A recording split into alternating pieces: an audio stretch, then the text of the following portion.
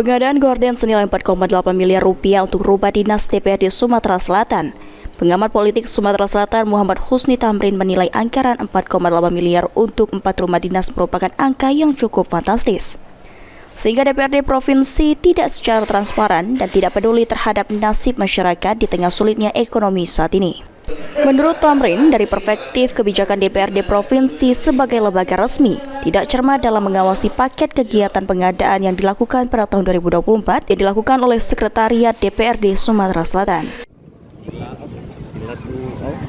Kenapa sampai angkanya fantastis? Karena ini menunjukkan kan tidak sensitifnya DPRD di tengah masyarakat yang lagi susah.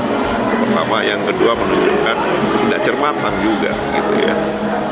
Bagaimana mungkin dari satu lembaga resmi ada ketidakcermatan. Apalagi kalau benar ini salah input, itu benar-benar kan seperti ini kan seperti lembaga awal-awal, padahal dia adalah lembaga resmi formal yang ada prosedur semuanya.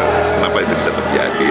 Itu Ditambahkan Tamrin perlu adanya pembenahan dan klarifikasi yang dilakukan oleh DPRD Provinsi untuk menjelaskan penyebab anggaran yang cukup fantastis hingga mencapai 4,8 miliar. Eki Saputra, PAL TV.